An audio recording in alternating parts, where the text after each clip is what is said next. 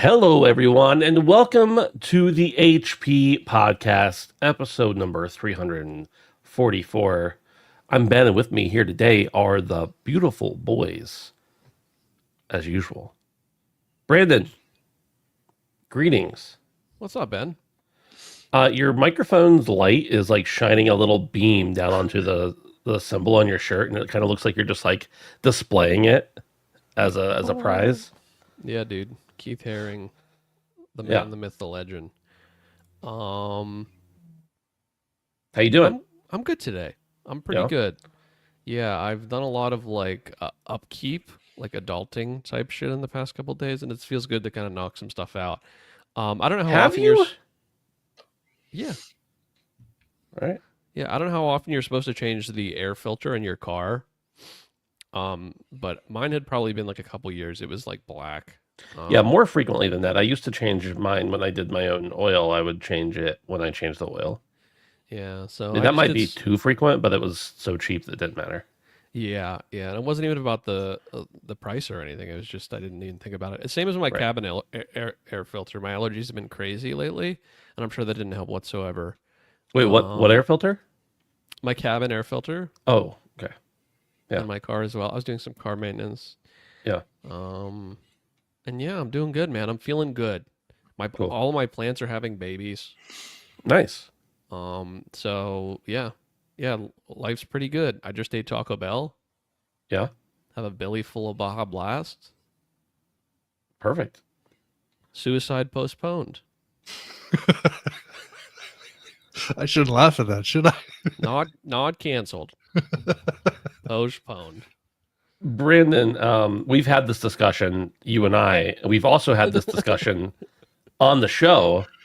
That is the correct way to drink Baja Blast. Every time I see them like roll out, like people are like, "Oh, they got Baja Blast in cans and bottles now. You can get it at 7-Eleven." I'm like, "You're breaking the law." Like I don't know, like a lot of people don't know, but it is actually the law that if you go to Taco Bell or get food delivered or whatever from Taco Bell, you must get Baja Blast, and you may not have Baja Blast any other time except for from Taco Bell. Right. Like that's. Like, I don't know how to stress it more. It's a felony if you do. Yeah, I mean, I don't agree with it, but I understand the idea. Yep. So, Dave, It's a sacred thing to you. I understand that. And it is sacred, so I can understand. like, But I I'm understand just being like, you know what? I'm really feeling a Baja Blast right now. Great. Drive your ass to Taco Bell, buy it there, take it wherever you're going. You're going to a Labor Day picnic? Great. Go to Taco Bell, get the Baja Blast from there. You buy it in a can from Walmart, it doesn't taste the same. And it's illegal. So, Yeah, I get it. I get it. I don't really think you do. I don't. Dave, hello. How are you? My life is falling apart around me, but I'm here. So a lot's happening, Ben. I'm having some renovation drama. Did the guy still not show up? No, it's like he thinks he's done, and there's some not serious issues, but there's some work that is objectively dog shit, Right. and he's having a hard time taking accountability for his own actions. So just kind of little stuff like that. So you got a couple things triggering you this week, is what you're saying. Well, that's the first thing. Yeah. And then my daughter came home last week with hand, foot, and mouth disease. Yeah. I'm sure you're familiar with this, having young children, and we have it. So My children have never had it because they're not dirty, but I understand some people. I'm just kidding. It's not at all related to cleanliness. I mean, it kind of is, but Yeah, they yeah. kiss and lick everything. So Right. Yeah. So I'm just trying to get over that right now. And the problem is at the end of the week on Friday, my wife and I have a wedding, and we're not just attending the wedding; we're both in the wedding. So Mhm.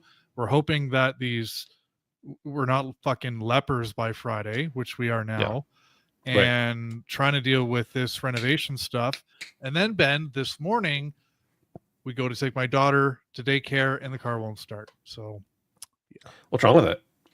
I don't know. Something's going. It's a 2-year-old car. It's on a lease. Something's going on with the battery. But the point is I have to take it to Oakville, which is 3 cities away, to a dealership, and they've agreed to sneak me in tomorrow morning at 7:30. So I have to sit at the dealership while I'm working. Hope that they find the issue, and it is warranty, and I can get it done in time to get home to get the wedding stuff happening, because we have a rehearsal tomorrow night in a town the opposite way. So How are you taking the car to the dealership if it won't start? so I have borrowed, I bought and I borrowed a boost kit. Oh, okay. So I purchased one, and then I found out 10 minutes later that my mother-in-law has the exact same one sitting in her car, and she happens to be in 2 towns over. So we're going to borrow that, and that's going to be my this is what's going to boost the car tomorrow. But when I was talking to the dealership, they were like, do you have anything aftermarket plugged into the car, like a subwoofer or a dash cam? And I'm like, I do in fact have a dash cam. They're like, is it set to run constantly? And I'm like, I'm pretty sure it isn't, but I'm just going to unplug it for the night just in case. So Yeah. the dash cam was causing the issue. We'll find out in the morning, but It sounds like they think it's just a dead battery. Then hopefully that's the worst that it is. yeah, and that's under warranty, because 3-year warranty on something like that. Yeah. So hopefully, but it's just been a shit show. Yeah. So yeah. One thing that I noticed, now we've talked about Brandon's streaming on Twitch exploits, but last night you did a test stream of Deep Rock Galactic, which I hung out for a few minutes. I wasn't able to chat because I was in a meeting, but or no, I wasn't in the meeting. I was with my family, but I still hung out for a few minutes. But with that said, does that mean you're going to start maybe streaming every now and then? I've been thinking about it, and I'm glad you brought this up right now, because when I was streaming, all of the shit I just told you about was like completely out of my mind. And I stopped myself like 45 minutes into the stream, and I'm like, I stopped thinking about all the stuff that was stressing me out. So I've been thinking about, streaming every now and then again. I know how to do it because, we used to do it. Mhm. And I'd probably just stick to Deep Rock. So yeah, I just fired it up last night and played for about an hour. And thank you to Derek and Ed and yourself for jumping in and hanging with me for a bit. But yeah, and I was also inspired by Brandon, who had a banger of a stream yesterday, and hopefully you can tell us about that. But yeah, we'll see. But it helped me out last night, that's for sure. Yeah, Brandon, I was sitting in your stream yesterday while I was working, and I saw somebody pop in. I'm like, oh, that's a Twitch partner, and they're just saying hi. And then I was like, I bet I know what's coming. And then like they rated you with like 900 people or something, and then you got another one later. That's pretty cool. Yeah, it was crazy. It was crazy. A lot of them Yeah. stuck around too. Yeah. Some people were like chatting the whole time, and I actually played with some of them. So it was Sweet. good fun. It was good fun. Lots of followers from that, by comparison to how many I had, period. So yeah, it was crazy. Nothing like that had ever happened to me. You know Oh, what's no, it's wild to awesome. me, and this is for those who don't know me very well, which probably is no one because you're not listening or watching. This is pure sarcasm and a little bit, sarcastic in general. But anytime either one of you want to stream, our Discord's like, oh, they're streaming, and they pop in and they're hanging out and they're talking. Other than like Johnny Waffles, nobody comes to mind.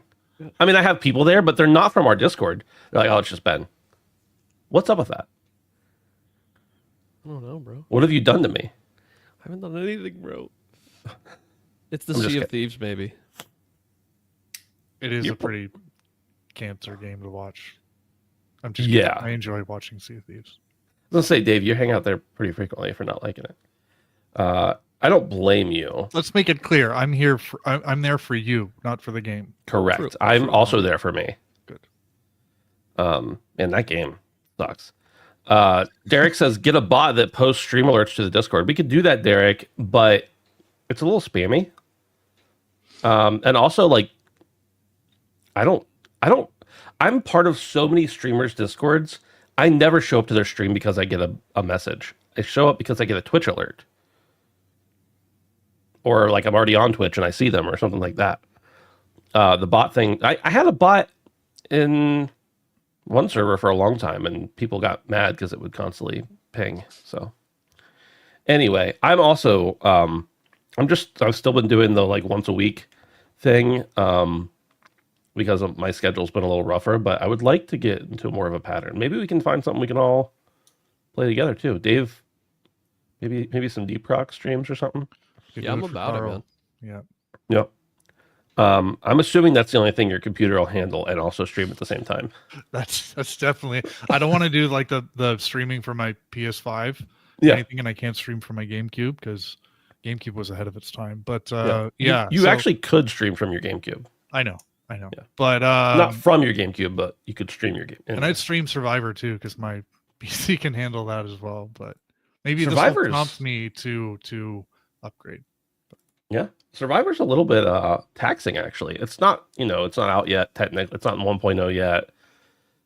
But when it gets a lot of stuff on stream or you get those big hordes or something, it's pretty intense. Although 90% of my playtime in that game has been from on the Steam Deck, and obviously it's got a little less power than my computer. So I also want to Pretty say that something that prompted the stream as well was just some utter filth that occurred in our Discord where Ed Castillo admitted he'd never played Deep Rock before. And this came up because people were talking about Deep Rock Galactic skins were coming to Fortnite.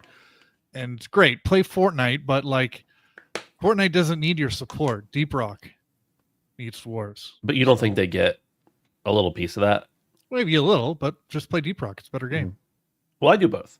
Yeah. I mean, I haven't played Deep Rock in a few months, but I did hop on to Fortnite, buy the full bundle, the full Deep Rock bundle, and then close Fortnite. How much was it? I think it was like 14 or 1800 V-Bucks, which I'm like $20. is that? Yeah, I think it was less than $20. It's more if you buy all the things separately. Like it's got a couple emotes. It's got a, I don't know, back bling or something. I still have like thousands of V-Bucks in my account, so it didn't really pay that much attention. But it was under 2,000, if that helps, which you would be think- $20. Do you think Ghost Ship gets $3 from that? More I'd say it depends on the deal they worked out. Like I would imagine everybody has a different deal, but I also would imagine that some people just get lump sums and some people get like a percentage of each sale. If I had to guess. And then some of them, I would think Epic probably has, like, just an example. I don't actually know any of this for real. I just know how some of these licensing deals work. If there's a Marvel character, Epic may have to pay a licensing fee to Marvel, and then they pay a percentage of each sale. So they still will make up that licensing fee over time if it's a big enough IP. So there's so many different ways that IP stuff works. There's an entire like week-long citywide convention in Vegas just for IP not management, but for like, you go there just to license IPs, like just to meet with the people and show them product ideas and stuff like that. It's a big business. Just having a valuable IP is a big business, which is why we are rich because of the Handsome Phantom IP. We're rich. We're rich. But yeah, I did have to, just as I did with the Hank Hill skin. I logged in, bought it, logged back out. I might have played with my kids one time after that. I did the same thing with the Scout from Deep Rock. It doesn't look bad. I thought maybe it would look a little goofy next to other characters. It looks good. Yeah, I recently did that with the Gorilla skin. I bought 2D. Yeah. Nice. Yeah. Did you play after you bought it? Yeah, a little bit. Oh, okay. I played like that night with one of my friends. Nice. Yeah. This is the HP podcast. We talk about Fortnite skins Like and video games. Did I tell you? I don't think I told you. Maybe I did tell you guys. I don't know. I don't know. Maybe like a year ago at this point now, my wife said something about me having a podcast. Like one of her friends were like, "Oh, what's Ben doing tonight?" or something like that. She's like, "Oh, he's doing his podcast." And they're like, "Oh, what's he podcast about?" She's like, "Oh, he has a Fortnite podcast." And they're like, "I didn't know Ben played Fortnite." And then she came home and she asked me, she's like, "Do you still play Fortnite?" I was like, "Yeah, sometimes. Why?" She's like, "Why? How do you still do a Fortnite podcast?" And I was like, "I don't do a Fortnite podcast." We haven't done that for a long time. She's like, "Didn't you? What do you mean? What do you do at the time it was Tuesday night for like the last 10 years?" And I'm like, "We used to have a Fortnite podcast like 7 or 8 years ago, but we haven't done that in a very long time." And she's like, "What do you talk about?" And I'm like, "Video games." And she's like, "Oh, I've been telling people you have a Fortnite podcast for years." So, Oh my god. Honestly, close enough. we talk about Fortnite enough, right? So. Honestly, close enough. Let's just blaze on through this stuff. If you want to help support us, you can do so at patreon.com/handsomephantom for as little as $1 a month. We appreciate your support there on our Fortnite podcast Discord or Patreon. And also, if you want to talk about Fortnite, you can go over to handsomephantom.com/Discord. Hang out with us there for totally free. We will entertain. Sometimes things happen. I'm not going to say what happened in there today. Sometimes things happen that just shocks you. You know? I'll apologize for that, but You know you wouldn't mean it. no. It's material for later on tonight. But Understood. Let's get into the news. We had a state of play today. It was solely based around 007 First Light's gameplay. There's not really a news story to read. I mean, I guess I could read the news story. There was a little bit of information here. I'll read part of it. Here it is. Tune in for 30 minutes of gameplay. This does not have the information I thought it did. They also give a release date. It's not in this article. What day is it, guys? You should know. What? Huh? What day is the release date? I don't know. Bro. there isn't one yet. It's still 2026. Yeah. I thought they gave a release date. I thought they were gonna too, and I looked it up after, and I still saw 2026. That's what the Google told me. Okay, well, September 3rd. tech.yahoo.com says Wait, that's today. March 27th. Well, So we have a date, but it's 2026, right?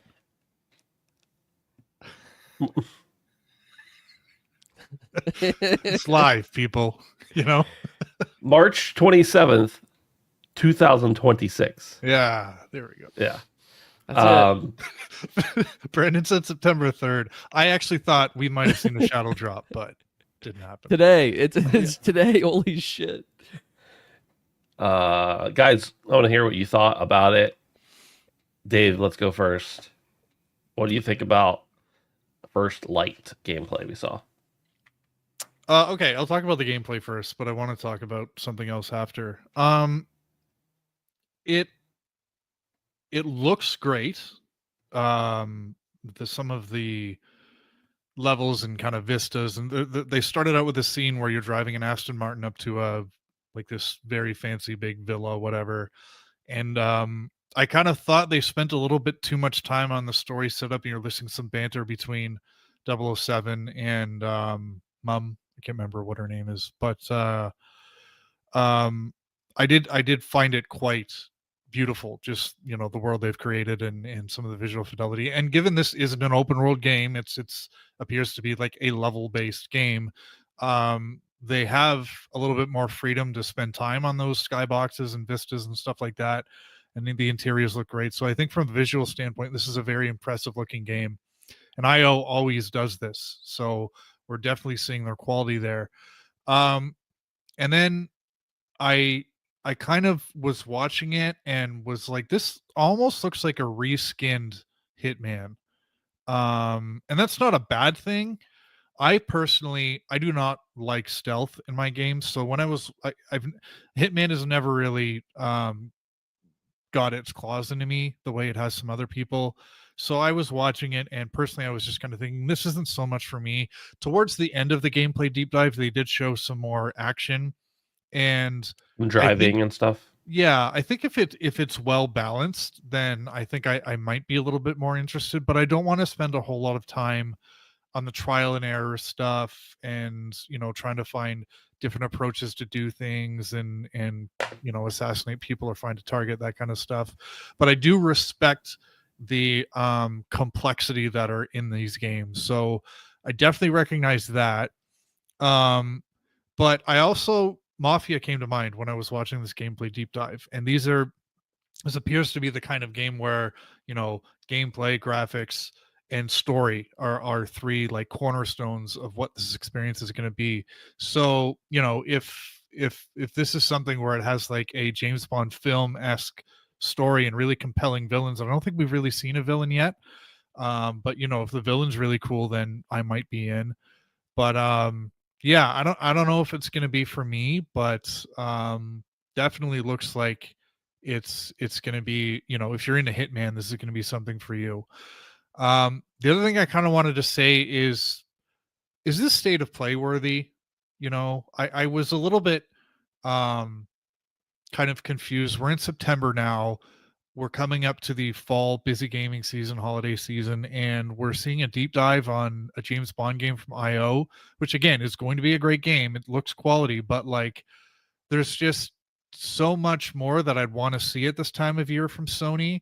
So I felt this was a little bit odd, but yeah, I mean, at the end of the day, I guess this is the biggest thing Sony has coming that we haven't really seen enough of yet. Like we got a deep live on Ghost of Yote earlier in the summer, so I don't know what else they could show, but I did kind of think like this is odd. Like they could have just included a short gameplay trailer in a state of play that contained from some other stuff. So I'm just not sure if I'm convinced that First Light is dedicated state of play worthy.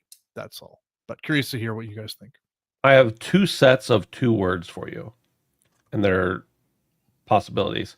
The first one is contractual obligation, and the second one is financial opportunity. A lot of times the reason these state of plays happen, or that games are included in state of plays, is because Sony strikes deals with developers and publishers to make sure they get the limelight. You know, even when Call of Duty wasn't owned by one of the platform holders, right? You'd still see PlayStation end up with the marketing rights for it, which meant they got to show off all the first stuff. They got to have the promotion tie-ins and all that kind of stuff. And there's a financial incentive for them to have a dedicated state of play for this. Also, the fact that I don't know how this deal works. No one probably does outside of the offices, but it could be that Sony may have some financial backing here. I don't actually think that's true, but a lot of times when they do, they, as part of that agreement, they're going to help market it. So, but I agree with you overall, Dave. I agree with you. That's just probably the reason. This was not because they were just like, you know what, this game looks really good, we should show it off. It had to be some sort of contractual thing. Brandon, what do you think? I think it looks great. Yeah, I am a huge IO fan. I'm a huge Hitman fan, and I feel like whenever it was announced that they would be working on a 007 game, I was all about it. 007, we had stuff like Indiana Jones, right? And I wasn't really gravitating towards that because it's big IP and I'm not really familiar with it.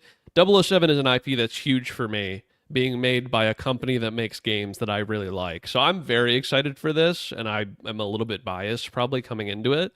But I'm glad we got this extensive gameplay deep dive. We don't really see things like this that often that are just like, that's just the show, is just that, pretty much. I thought there was some interesting, like there was a bluff mechanic where like he fake surrendered. It looks like we got a little bit of stealth. I would love to see the sandboxness. That's not a word. I would love to see the variety of options that you have in a game like Hitman condensed a little bit.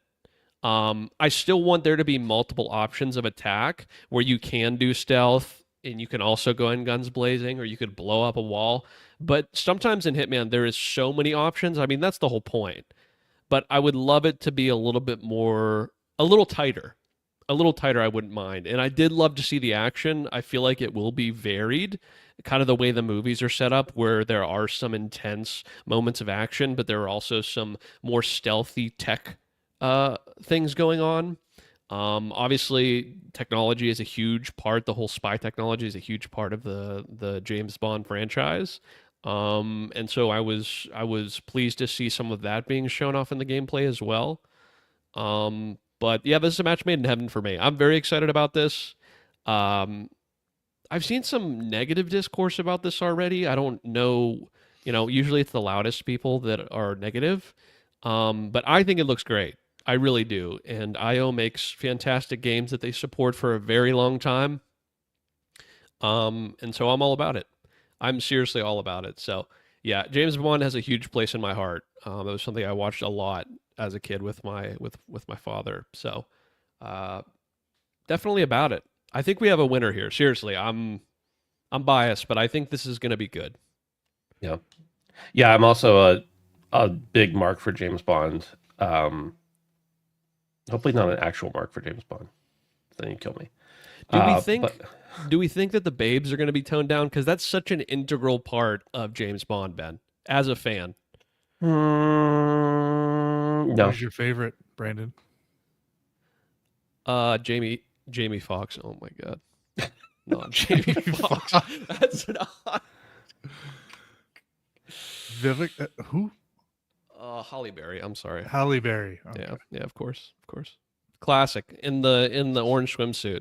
Why'd you get Halle Berry and Jamie Foxx confused? I don't know why. I literally just thought Jamie Foxx the second you said that, and I have no idea why. You have lots of black friends, right, Brandon? Yeah. I just have one. I think Eva Green was perfect. Yeah. Just perfect. My thoughts on this game specifically.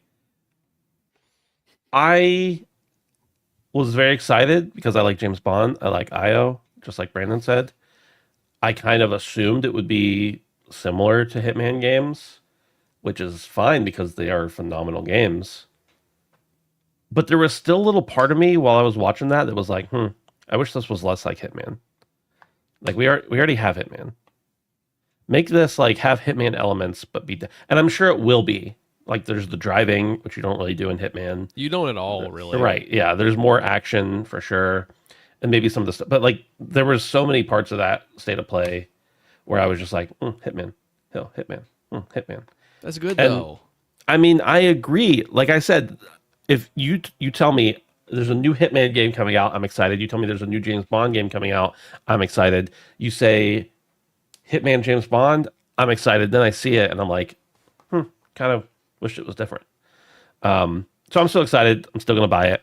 I'm still going to play it. I'm sure it's going to be a lot of replay value as well, just like the Hitman games. But there was just a little part of me that was like, it would have been cool to see something slightly different. I don't know what that is. I don't know what I want. I'm sure this will fulfill all of my desires and I'll be fine. But here's the question, Ben. The $300 Legacy Edition that comes with a golden gun. Are you in?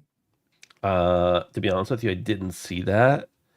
And now that you've mentioned it, I'm going to have to look at it. It Probably looks not. pretty good. The gun looks a little bit goofy, but it's got a cool, like, I really like the stand. It's something you want on your desk. I got to look it up real time here.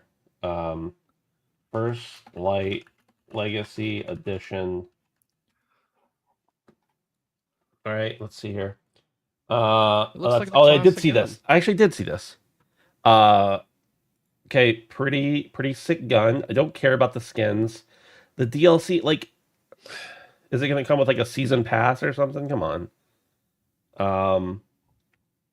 I don't care about like the extra outfits and the skin and everything, but a golden gun, call my name. The Steelbook, I don't care about because I'm going to get it for PC.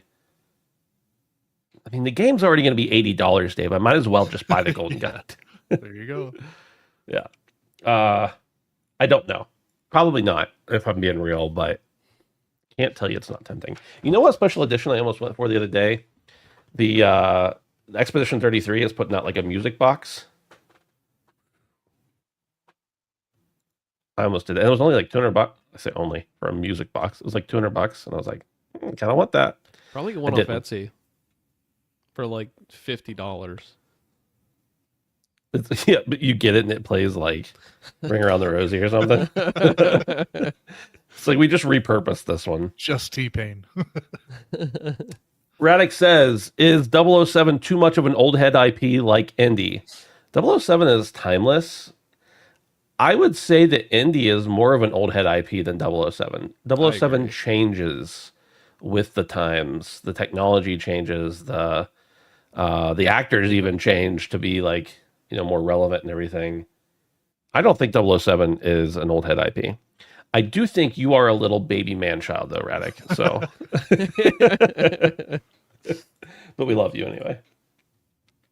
Let's move on to this story. Epic Games CEO blames developmental focus for optimization issues. This comes from Twisted Voxel, and it says, During a media interview following his keynote at Unreal Fest 2025 in Seoul, Epic Games CEO Tim Sweeney addressed growing concerns over optimization issues plaguing games built in Unreal Engine 5. According to him, the root of the problem lies solely not with the engine itself, but with how many studios approach development. Most developers begin by building for the highest end hardware, then only in the final stages do they optimize and test for lower spec devices. The late stage approach is the key reason players experience performance problems. Sweeney acknowledged that optimization has always been one of the most difficult challenges in game development. However, he noted the ideal process should start much earlier, before studios commit to massive content builds. Epic Games has 2 initiatives to help address the issue, including enhanced engine level support and expanded developer education. On the tech side, they plan to add more automated optimization tools within the game engine to reduce the heavy manual work that's traditionally required from the development team. Boys, how do you feel about this statement? I'm just going to leave it there. Brandon, how do you feel about this statement? I think Tim is a cuck. Yeah, man, I don't know. This is weird because I'm not necessarily disagreeing with him. I'm sure this is a problem with these games and how development works and how some things kind of get put on the back burner and how most people that are on PC have old equipment. Like, that's just the reality of it. Most people don't have the high-end equipment. But I also think what Tim here is unwilling to recognize is that when everybody is having problems, like almost every game that ever comes out is having problems. Sure, could it be an approach? But the stats are showing to me that everyone is struggling with this. So clearly you need to position this differently. And I'm glad to see on this engine, you mean? Right, exactly. Yeah. And I'm glad to see that they've kind of, put in quote unquote initiatives. But I really wonder how much that's going to help at large and how many studios have already kind of fallen a victim to this sort of thing and potentially lost profit and goodwill. So I know that I certainly lost some goodwill. I haven't played Mafia Old Country in over a week now, just because I'm actually very frustrated. Traversing the world is difficult, and it makes me less keen to play the thing altogether. So, Dave, thoughts? It's got to be a nightmare to build these kind of things where it's a video game or a video game engine that's meant to run on a PC. And I say that because a PlayStation 5 is a PlayStation 5. You as Epic know exactly what components go into a PlayStation 5. Yes, there's some variation between a Pro and a base, but for all intents and purposes, you know what that hardware is. Same with an Xbox, same with the Switch. But with a PC, there's so many different variables at the end user level that it's just like, how do you make this work? So it's kind of a miracle that this even does work. But I think I have to agree with the cuck remark because the one thing that is out of Epic's control is the optimization. Not out of their control, but it's the one thing where they can take it and put it on the development teams and say, this is the one thing that you're responsible for when it comes to our engine that you can screw up, that we can use as a scapegoat. So I just feel like the messaging and the positioning here is a bit douchey, that, he's kind of taking aim at the developers like he is, and less, it could have been, these are the things that we're doing to kind of get UE5 to the best place that it can be so that the end users have the best experience possible. And also we're making it easier for developers to optimize their game. But just saying that, optimization needs to start at day one, like, that's not reality. It just isn't. Like, testing starts towards the end. And as much as you want to say they should do it at the beginning and all the way through the life cycle, it's just, I don't know. It's kind of a dickhead way to kind of communicate these things. So I don't think he came out of this looking very good. And I think there were better ways to kind of communicate the direction you're trying to go with Unreal Engine 5. My thoughts on this are, if Tim is correct, that all of these problems we're seeing with Unreal 5 games is caused by the developers starting with the highest hardware and then trying to work down from that. That is a brand new thing that only people on Unreal 5 are doing, because it never happened. It doesn't happen with other game engines, at least not to this degree, with every single game. It didn't happen on Unreal 4 or anything before it. So Unreal 5, for some reason, people who pick Unreal 5 are just more likely to start high and go low. That's what we can learn from Tim's statement. Well, Or it could be Brandon's theory. well, also, to be completely fair, you have people with high-end machines having Correct. issues with these games. That's part of the problem, is that, like, I was even if being you- very sarcastic, by the way. well, I think know, you but picked up like, on that. Okay. I know, but like, what I'm saying is that, like, let's humor him here now and say that we do have them optimizing for the highest tier, the 1% of hardware, right? Why am I reading about forums about Mafia Old Country, people having a 5090 and still barely breaking 60 or consistently getting 60 on ultra settings? Like, even that doesn't stack up. You know what I mean? Like, let's say the people only with the highest end aren't having this problem. That's not even what's happening. And once again, it would still go back on optimization period. But if this were true, you would see a larger influx of this small percentage of players not complaining about it and the vast majority of people complaining about it. But that's not even the case with any of the games that are having issues on Unreal Engine 5. Correct. I would agree. Boys, I gotta be right back, but I'm gonna start this next story off. And here it is. I'll let you take it over. Gears of War Reloaded has been played by over 1 million players. Dave, take it away. DoorDash is here. Where do we think he's gone? I don't know. I think he just has to, like, take a shit or something, probably. Yeah, that's right. Someone's at the door, or he's taking a shit. Yeah. Like I Yeah. didn't see him jump or anything, so hopefully everything's okay in the Smith household. Yeah, Gears of War Reloaded. Thank you to Derek last night on my stream for clarifying to me that this was not a remake or a remaster of all three games, but it's actually just the first game. And I think that makes it even more impressive. But I think that it's just a matter of time before we see Master Chief on Sony's console. And even though we've gotten some pretty heavy hitters from Microsoft on PlayStation already, I will still like seeing Halo on PlayStation. It's going to be the weirdest thing. Like there's no getting used to that. So but I mean, this strategy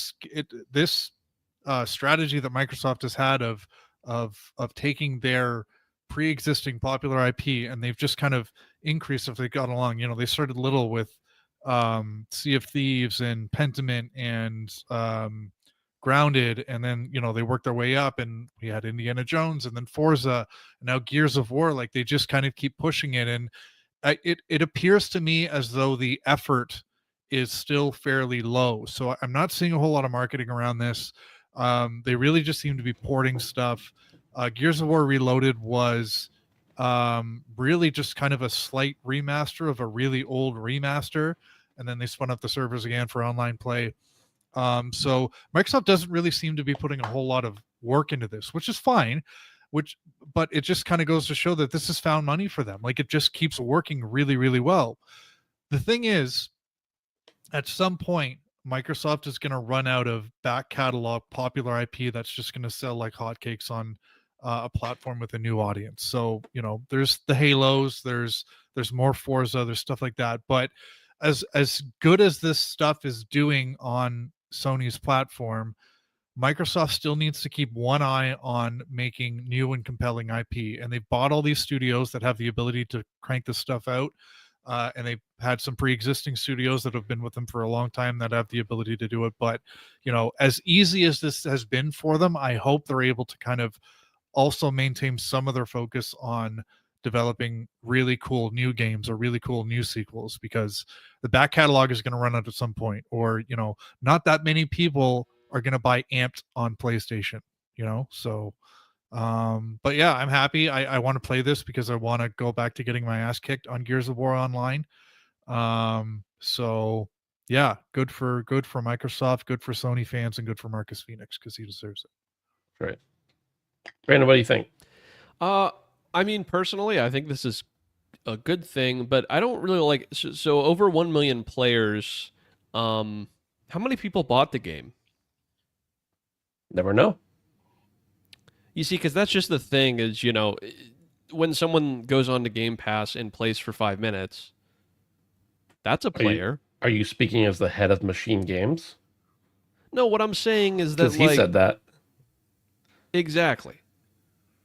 which is crazy because he's part of them. Right. So that's Yeah. what I'm saying is I'm not saying that like by any means this is not an impressive achievement. Sure it is, but this doesn't necessarily flag to me as good as the number sounds, Right. just because of the way they've worded it. If there was 1 million copies sold, then they would have said that. But that's not what they said. So I don't know, just something to keep in mind. That's what I think when I first see this. I do want to play this game. I've never played Gears of War. Maybe at a friend's house like once or twice. Way back in the day, like original. But yeah, I want to try it, but I don't really find this as impressive as because I feel like it's a bit of a smokescreen. I'm not saying it's by any means doing bad or that it didn't sell a lot of copies, but if there's 1 million players, I would be more interested to see the concurrent players than how many people have ever logged on. So, Did they give this away for free too? No, that was the collection. They gave away the collection when they came out with the updated one or whatever to people. yeah, I was going to say this is is the new one. I don't think they would have given this away No. for free. But yeah, Brandon, you're exactly right. And ultimately, like, if you're paying for the Game Pass subscription, whether you play 150 hours in a month or whether you play for 5 minutes, they still got your whatever, however much Game Pass costs, right? It doesn't really matter to them. I understand that. It's about the subscription and keeping that subscription. But I do dislike the over 1 million players or the played by this many people. That's a cool stat. I think it's a cooler stat along with we actually sold this many copies. Because selling a copy doesn't mean someone played it. Go look at my library from the 360 era and the PS3 era. I got a lot of games I bought brand new and either barely played or didn't play at all. Because I was young and single and shared a duplex with like 3 other guys and had money to burn even after I made extra payments on my student loans. I'm just getting reminiscent here. But there were a lot of games I didn't play, but they still got my money. In this case, it's like, okay, they played it. What does that mean? Did they test it out on their phone on cloud streaming for 5 minutes to see what the menu looked? I don't know. Again, it doesn't matter. The company's making money. I think subscription services are generally good for consumers. And I think they're good for publishers as well. I don't know what they're like for the actual platform holders themselves, but that's not really my call. But it is a nefarious number or a nefarious statistic, in my opinion. It's a statistic for the sake of statistics.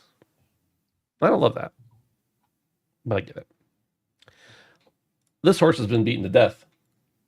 Let's talk about MasterCard. We talked about this a little while ago. Valve has responded now. Let's see here. This was originally posted August 1st, and it was the story. Ben, Yep. I got to cut in. I was trying to find this number, but for what it's worth, Gears of War Reloaded on the PlayStation Store has 4,800 reviews. Yeah. So I don't know what sort of indication that is of how many units it's sold on PlayStation. I know Ben has a little formula he can use, but I think it's sold quite a few on PlayStation. And if it's sold 250,000 copies in 1 week, 25% of the million, maybe that's a bit ambitious, but to me, that's pretty successful. Oh, yeah. I don't think it's not successful. I'm just saying I don't like the statistic. Yeah. Common estimate is that between 5 and 10% of people leave a review on Steam, at least. This is publicly available information. If something has 2,000 reviews, it could potentially be anywhere from 40 to 200,000 purchases on PlayStation. So it's probably sold very well. But if it's sold that much on PlayStation, how much is it sold on Xbox or PC? I don't know. It's weird. Okay, this story about I think I clicked the wrong thing. Did you just? I just switched it for you. Thank you. I didn't realize how old this was, but it's fine. No. Yeah. There's an update. This is an old story about MasterCard responding to saying that they were pressured by, or they didn't do anything to remove those old games, those smutty games off Steam, et cetera, et cetera. Valve responded, and I'm trying to find the response here. Let's see. This was. Wait, Dave, I'm missing this. On Steam's August, update is at the bottom. Yeah, That's I don't know August why ago. it says is August 1st, but Brandon, I think you pulled this article, so I don't know when they updated it, but I think we're reading old news here, boys. I think even this update is over a month old. Yeah, it looks like it. Brandon added his. No, I'm just- This is why to not be trusted, dude. just forget any of that happened. This is it's live. live. Yeah, you that's know? fine. Video Games Chronicle says the PS5 Digital Edition consoles are reportedly getting a quiet storage downgrade. Starting this month, the digital edition of the PS5, which does not include a disk drive, Dave would know, will come with 825 gigabytes of SSD storage, down from the 1 terabytes included with the current PS5 consoles, according to the ever-reliable Billy Coon. The revised 825 gig PS5 digital edition will reportedly go on sale in Europe starting on September 13th. Crucially, it will cost the same price as the current 1 terabyte digital edition console in Europe, £499. Or is that euros? Euros. According to Billy, the standard edition PlayStation 5 console will retain its 1 terabyte of storage for the time being. It's likely that the storage reduction is a means of avoiding a further price increase for PlayStation 5 in the current challenging trading climate in Europe. The digital edition console has seen its price increase twice. Most recently, earlier this year, the digital edition currently costs $100 more than it did at launch 5 years ago. Sony also increased the price of the PS5 consoles in the US recently. However, there's yet no suggestion that the console will receive a storage reduction outside of Europe. Boys, this is an interesting thing. It's very common to see new iterations of a console get more storage and to get cheaper, but we very rarely see them get more expensive with less storage. And by very rarely, I mean this might be the first time ever. We did see at one point, I was going to say the 360 had a storage downgrade, but I don't think it did. I think it still was an upgrade. We don't have confirmation yet that this is because of pricing. It could have been suppliers. It could have been whatever, but it seems to be the likely case. Yeah, it's not, bro. Yeah. Go ahead, Brandon. Yeah, I mean, I found this to be interesting, and I agree that another price hike would be a bad look at this point, especially with all the discourse, even the amount that we've talked about it. And most people won't notice. I mean, the average consumer will have no idea, but this is kind of a big deal with how big games are, as far as I'm concerned. A downgrade, especially for somebody like you who doesn't like to delete things. True, absolutely true. But that could be the difference of like one large game, like one Call of Duty being on your console or not. You know, I already have problems with storage on my machines. And you get 3 or 4 large games, and next thing you know, you can't download what you want. You know what I mean? Like, realistically, though, Ben, it's like if you have Apex, if you have Call of Duty, if you have Gran Turismo 7, like, that right there, each one of those is over 100 gigabytes, and then some. Some of them are close to 150. I mean, you're really racking it up quickly. And when you only have 800 some, and they just keep getting larger. And part of that's eaten up by the system itself. Exactly. Let alone, you accidentally forget to turn off trophy videos or trophy photos, and I know that's something you could fix. But what I'm saying I just is deleted like 20 gigabytes of like automatic captures. Yeah. And then I turned it off afterwards. But yeah, I was like, what is all this? And I looked and it was just all the trophies I've ever gotten on PS5. Yeah. I mean, it is kind of cool, but it also at some point is like, yeah, I've had enough. I don't care about it. After years. Personally. But yeah, Derico in the chat says the shrinkflation on video game console. Yeah, it's something we see very commonly done in like the food sector of the industry and even like anything that's consumed and that we use daily, like hair products, ketchup, those sort of things will get bottles that are deceivingly smaller. And I feel like this is kind of trying to pull the wool over as well. Like most people won't notice it, but it definitely has a very real impact on, when you squeeze your ketchup bottle and you get a week less out of it, or you're trying to put an extra game on your console and you can't. I mean, honestly, this to me is, I don't know. I thought it was worth talking about. It is. It's Yeah. it's not good. It's really not good, man. I wonder if most people. Sorry, Brandon. I didn't mean to cut you off. No. Go ahead. I wonder if most people who are the average gamer who play, your Maddens or your Call of Duty or whatever a year, and that's the majority of what they play. They're not like us who are cycling out a new game or two every week. Maybe we're not playing those full games, but we're downloading them just to, maybe we'll play it eventually, right?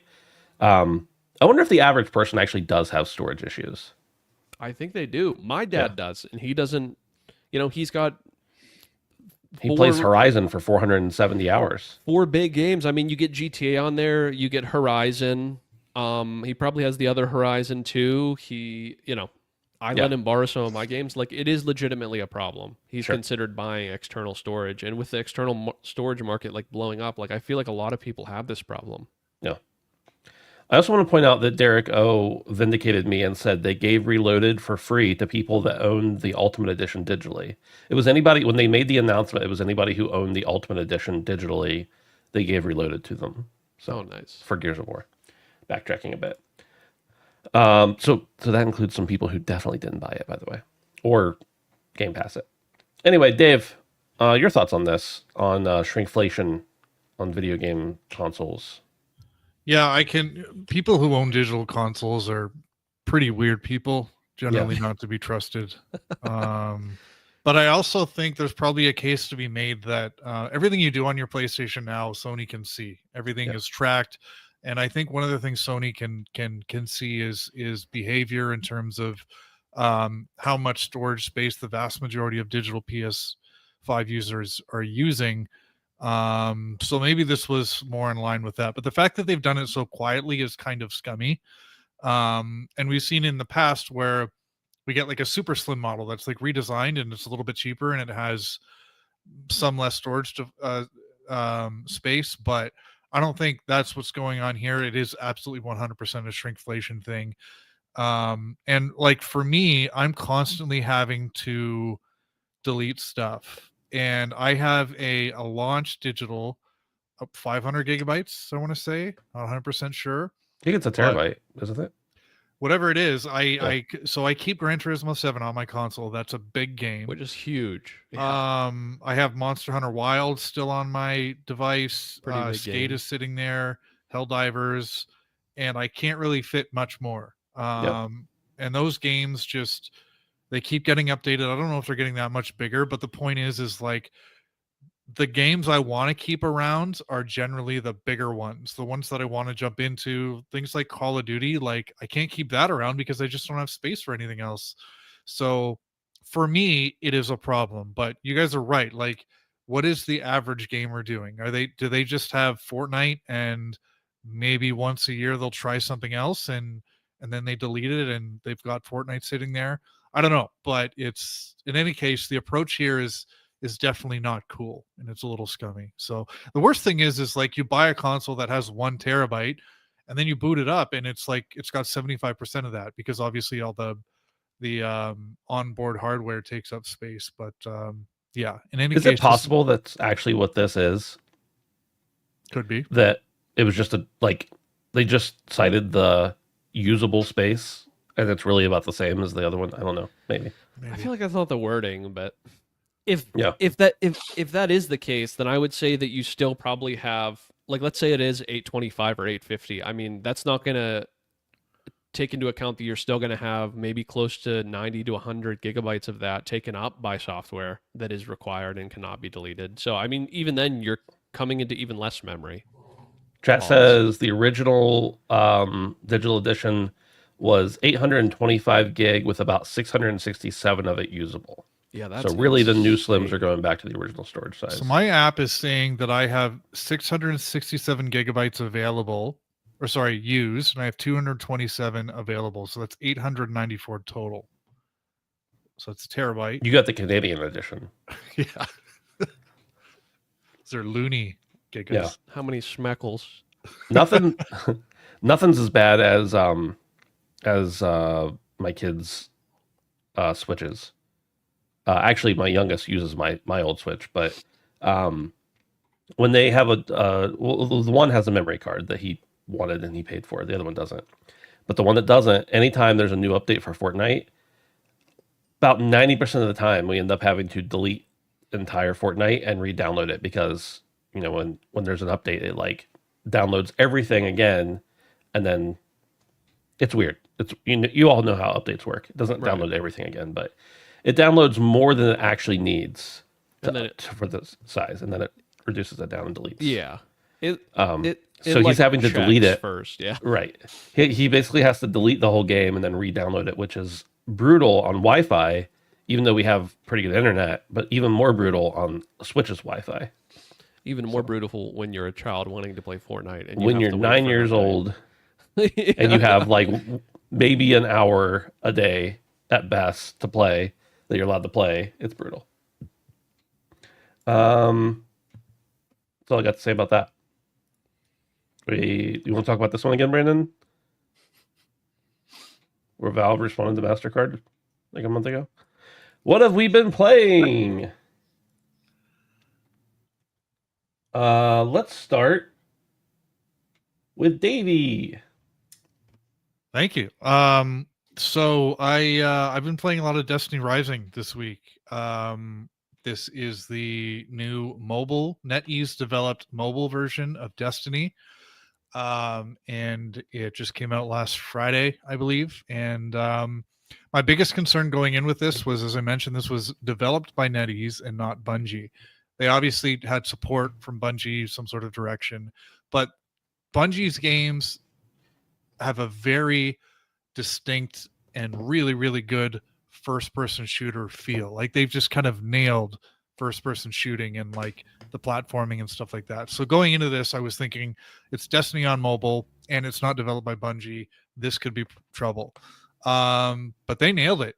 It feels great. It feels just like a Destiny game. The weapons are great. Everything feels really nice. The look of the guns and the firing animations and stuff like that is really nice.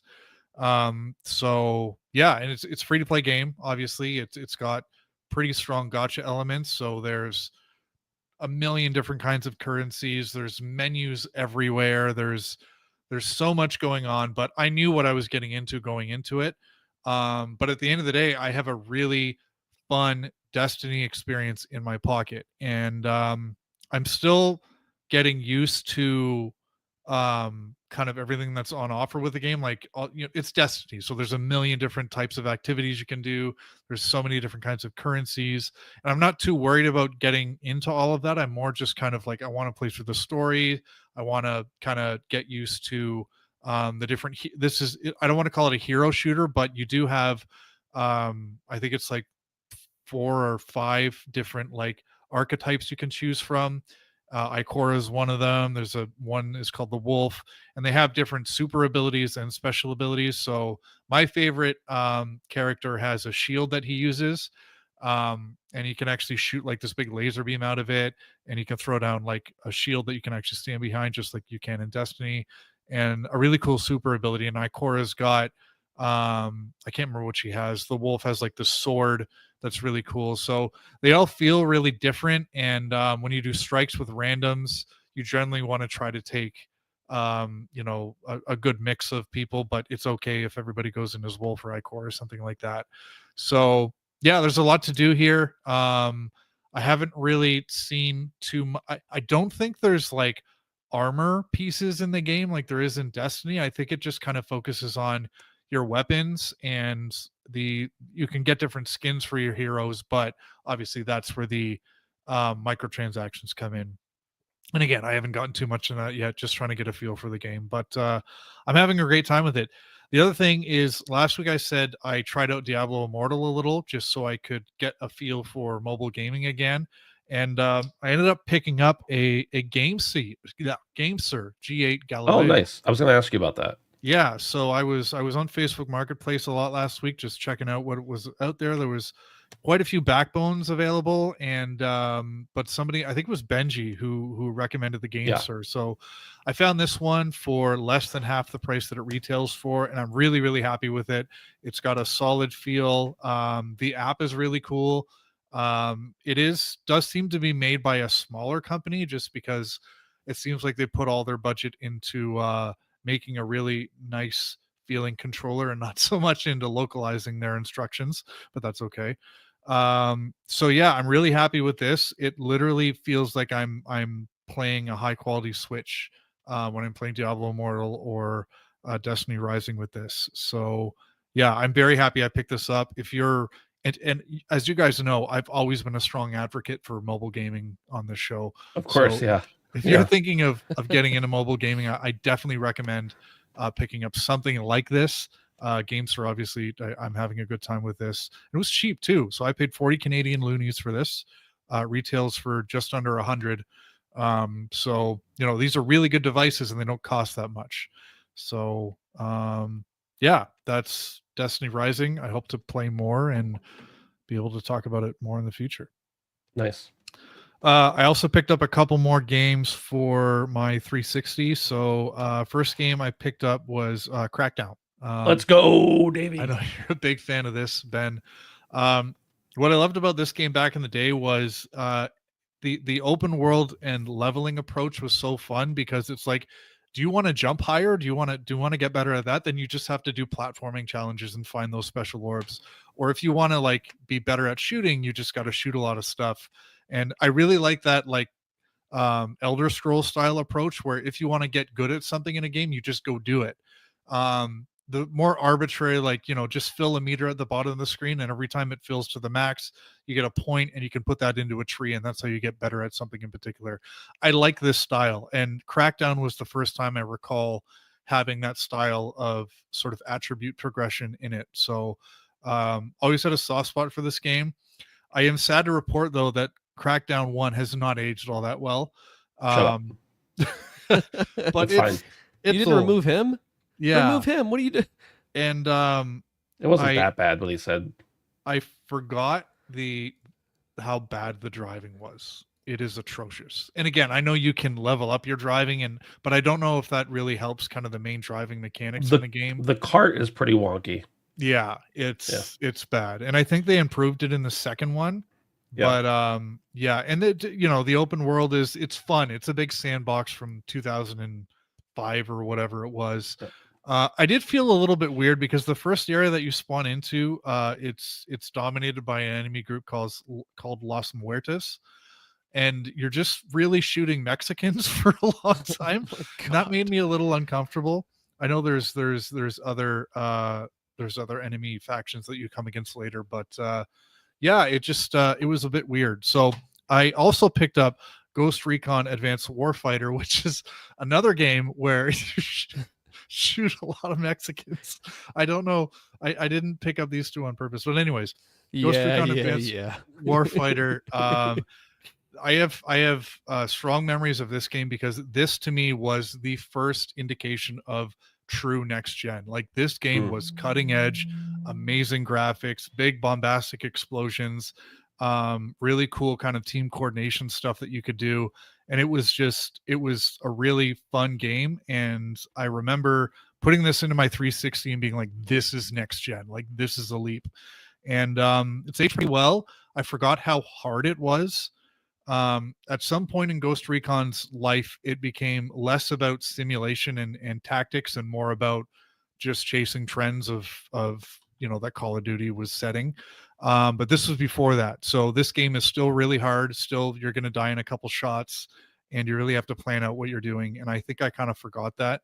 I think Future Soldier was the one where it started to get a little bit more arcadey, and then obviously Wildlands went in a completely different direction. But yeah, having a good time with that. I don't know how much more I'm going to play, but this is definitely one that I wanted to have in my collection. So there you go. Nice. Cool. Um, Crackdown's great.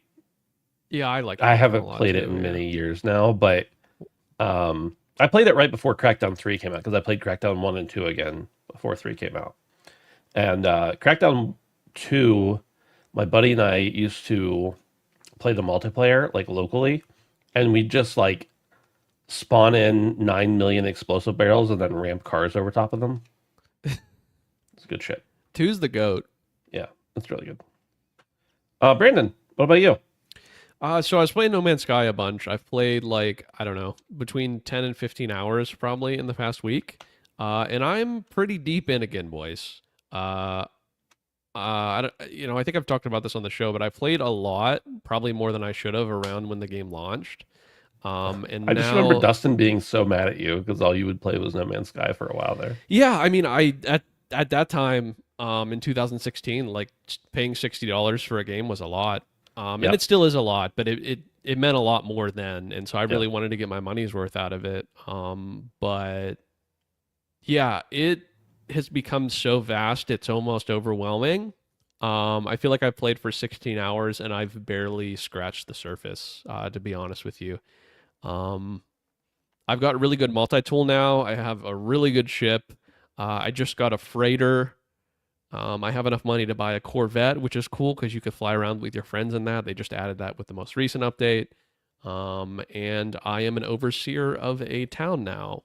So yeah, a lot going on. A lot going on. But I'm really enjoying it. It's pretty chill. Even at its most intense, it's just kind of like a vibey game, and I'm just playing on normal.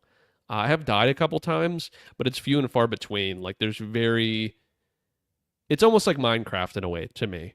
That sort of relaxingness. Not that there's nothing that causes you harm. Like I go onto toxic, dangerous planets all the time, and yeah, it's bad. I have to, keep up with it and make sure my suit's not getting damaged and I'm not dying. But it's just kind of vibey. I don't know. I like it. It's not too. I don't have to put too much of my brain power into it unless I'm sorting my inventory. Which is a big problem. But yeah, it's been great. It's been really, really good. I've been having a ton of fun. And as I mentioned earlier, my stream kind of popped off with that. So I'd love to potentially stream some more of that. The community seems very hungry, so that's cool. They've been shit on for a lot of years. Yeah. The people who stuck with it were vindicated. So Right. Yeah. And I mean, rightfully so. The game Yeah. is ripe. So we also hopped back into the finals. Ben can talk a little why bit about. did we do that? I have no idea. I think we were just looking through the games. And I Because I guess, just hopped into the voice chat one night and you guys were playing it, and I was like, I guess. yeah, I guess Charlie, Moist Critical, has been talking a lot about it. Okay. And we're like, yeah, we'll just, we'll try it again. It's been a while. Cool. And I could report back to say that this game is still really good. Still really, really, really good. Not something I think I'm not going to spend a ton of time on it. I'll pop in when the boys are on, but this game is just as solid when it came out and even more so. We played some new game modes that weren't there.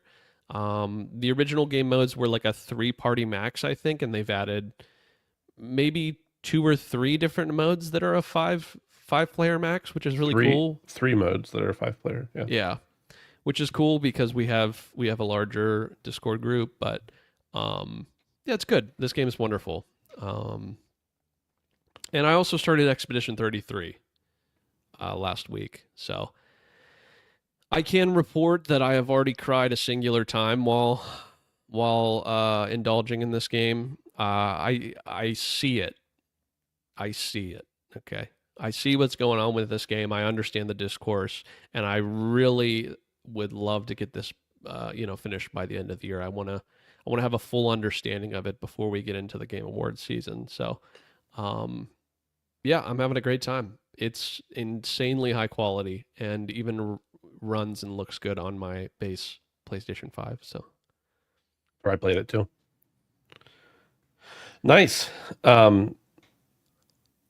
I'm interested to see how much you enjoy it, Brandon. Like, how far into it are you? You don't have to tell like story points, but like how many hours?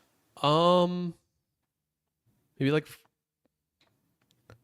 around 5, maybe 5 So hours. you've experienced combat, right? Like the Oh yeah, turn-based many stuff? times, many times. Yeah. I'm just wondering because I know you're not that you don't like story, but you're not as focused on story as you are on combat or gameplay.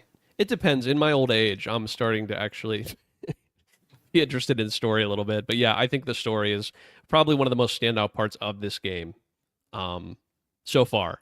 Yeah. But I also am having a very fun time with the combat. Yeah. It's all good in my opinion, but the music in general is where The it music popped for me. is, yeah, the music is banging. As Brandon mentioned, No Man's Sky, we talked about it last week on the show, and I just went on and bought it that night. Or maybe I bought it before the show, and then I think Brandon did at similar time. Yeah. And then in that amount of time, I think I've gotten to play like an hour to an hour and a half of it. Just barely got through the tutorial because I wasn't re-getting Game Pass to download my save from Game Pass to upload it to Steam. So I just started over. I think I played like an hour and an hour and a half compared to Brandon's 20 hours. Unfortunately, I want to play it a lot more than I have been able to play it. I'm very jealous that he's gotten that far and I have not. But I love the time I spent with No Man's Sky in the past, and so I'm looking forward to getting into it a little more. I played the finals, as Brandon mentioned. I don't have a lot to report there. I do want to say that I think it's interesting that they made these other game modes, but they're still like, oh man, one of our big like the things they spent the most amount of time on and like one of the big selling points is that everything's destructible. There's a game mode where you have to like get on this platform and whichever team's on the platform, it's moving in that direction. And you got to get to the end or be the furthest when the timer goes. But in order to do that, they made like the routes go through buildings to destroy the buildings and everything. They're like, we got to show off this tech still, even no matter what the game mode is. Super fun. Which it's cool. It creates chaos. It's really good. And then I didn't put this on there, but a Power Washer Simulator, just hop it in for a little bit Got to. every night, right before bed. Played a little bit on the Steam Deck as well, which I do not like Power Washing Simulator on a controller. But I did complete a level on the Steam Deck just to experience it, and I did not have a good time. And then Hollow Knight. I don't remember. I feel like I've seen Hollow Knight so many times in the years that I've always thought I played at least a little bit of it. I downloaded it on Steam and started playing. I'm like, I don't remember the beginning being like this. And then I was like, did I actually ever play this myself? Or is it become so ubiquitous when you look at any gaming media that I just thought I played it? I still have no idea. I certainly didn't play the whole thing and didn't beat it. And I'm not going to this time either. Sorry. But I just, thought I might as well hop in because everybody's talking about it right now and playing it and whatever before Silksong comes out tomorrow, which will destroy the internet, I'm sure. Or not tomorrow. Tomorrow. It's great, but it's very slow at the beginning, I think. And it's not... Hot take, Silksong's really good, but I don't understand how it blew up so much. Like not Silksong, Hollow Knight. Again, I'm not taking anything away from it, but it doesn't do anything magically different than so many other games like it. It's just wild. I mean, it's great that it did. I'm very happy for them that it blew up, but I don't understand it. Yeah. So, yeah. This is not a hater arc, by the way, Derek, before you get started. I don't dislike Hollow Knight. I just don't get it. On the other hand, I hate Life is Strange. I get it and I hate it. So that's all we got, boys. Anything else before we head out of here? All right. That's it. Well, thanks for you who are here live. We're live every Wednesday night at 7:00 Eastern. You can also listen to us, of course, on audio feeds. Join us on Discord at handsomephantom.com/Discord. Support us at patreon.com/handsomephantom. And Derek says if you don't get Hollow Knight, you're not a Metroidvania guy. That is not true. But I'll fight you some other time. Goodbye, everyone. Thanks for hanging out. We appreciate it. We'll see you next week.